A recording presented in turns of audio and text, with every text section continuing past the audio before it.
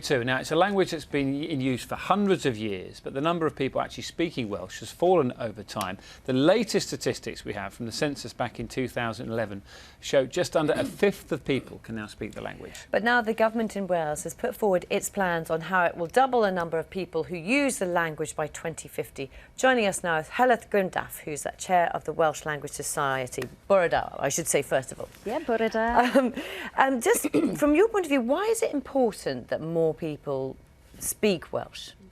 Well, the Welsh language isn't a Gymraeg, isn't only a minority language. It is a language that has been minoritised in its own country. Purposeful steps were taken by the English establishment since Wales came into English rule in 1536 to erase the Welsh language. These steps include things like people who spoke Welsh weren't allowed in administrative jobs. Our names were changed from David to Davis, from Sean to Jones. Our place names were changed. Then more lately, Brad y Llyfrau Gleision. You can look that up if you want. There's a long story of the Welsh Knot. All these purposeful steps to raise the Welsh language. Now then, the Welsh language, which we have to justify again this morning, we should not have to justify it, but it is our identity, it is our culture, we have literature, it is the way we look at the world, it is our window into the world, and it's very important. So that is to overturn all of this that I've just said needs radical steps, huge steps to overturn this, because of course it is a symptom of a colonised nation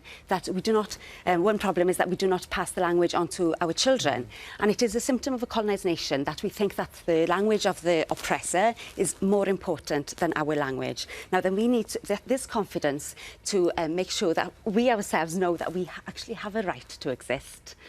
What happens at the moment then in the sort of primary school, secondary school system, and what would you like to see changed? Okay. So one of the things that the government do address in their announcement this morning is education. It's a big thing. Education, maybe your viewers don't know that education is devolved to Wales, so our government has the power to rule on education.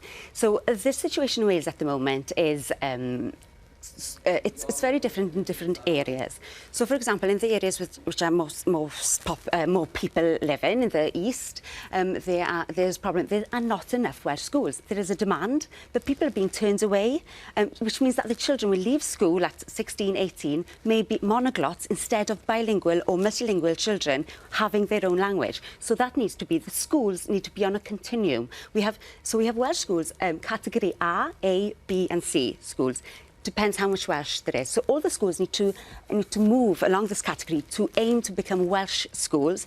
Also, another problem, maybe more in the west, is that some children leave school at 11, primary school, able to learn speak Welsh, but at 16 not able because they have lost the skill because they've gone to an English school. Now this shouldn't happen. Children should also be going on one path and not losing a skill.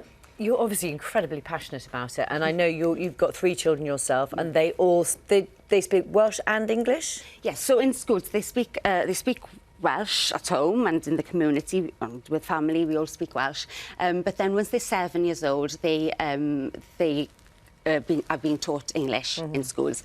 But of course, the English language will never be under this threat. You know, there is English around us all the time. There is English. We are a language that has been minoritised. So certain steps, therefore, have to be taken to help the language up. So that is one thing. But also, so we're glad to see that the government is addressing this by getting rid of Welsh as a second language, as a subject. Because at the moment, you could do Welsh, first language, or second language, which is more like the French or but not even that. Most children who study second language come out maybe with an A and a B, but can't speak Welsh.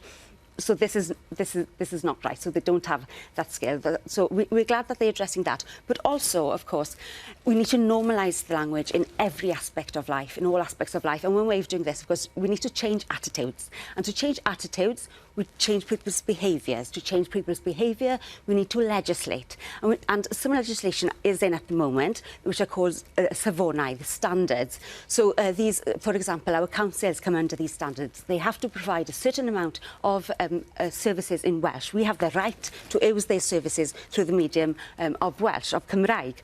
So, but these need to be extended. It needs to be done quickly. The government is sitting on some of it, but it needs to be done quickly. Also, they mention about the economy. economy, and there's a direct link between our economy and our language. In Welsh, they actually rhyme. Iaith a gwaith, they rhyme, because there's huge amount of people leaving Wales every year. And this obviously has a great impact on our Welsh communities, and also it creates a vacuum for immigrants from England to move in. And Cymraeg I oedolion, Welsh for adults, is a big thing in Wales, because so many immigrants from England are moving in because of this vacuum of people moving out. So the economy is something. So I'm looking forward to see more detail on that as well. I love your passion. I love your... I'm so sorry, I don't know how to say thank you. Diolch. Diolch, of course I do. Yes. I I feel remember. bad now. My mother's Whatever. Welsh. She's a Welsh speaker. I feel bad that I've didn't not pass it inherited. I on. know. I'll tell her off. I'll tell her off from you. Thank you very much, Heledd. Lovely to speak to you this morning. Diolch. Thank you. So Carol has been at Wimbledon all morning.